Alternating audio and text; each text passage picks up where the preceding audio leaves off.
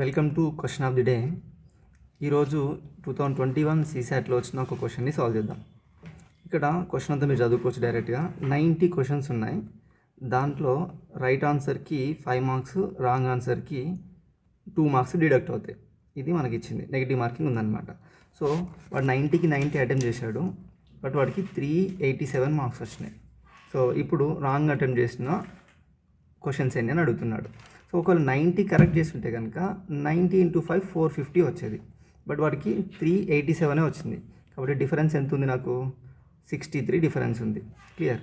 ఇక్కడ మనం క్లియర్గా అబ్జర్వ్ చేస్తే ఒక రాంగ్ ఆన్సర్ పెట్టడం వల్ల దానికి వచ్చే పాజిటివ్ మార్క్స్ అయిన 5 మార్క్స్, నెగిటివ్ మార్క్స్ అయిన 2 మార్క్స్ మొత్తం పోవడం వల్ల 7 మార్క్స్ డిడక్ట్ అవుతున్నాయి.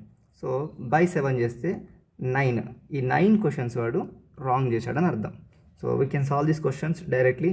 మీరు ఎక్స్ అనుకొని, వై అనుకొని, లేదంటే -2x అనుకొని సాల్వ్ చేస్తే కనుక it will take much time. Thank you. Please like the video, subscribe the channel.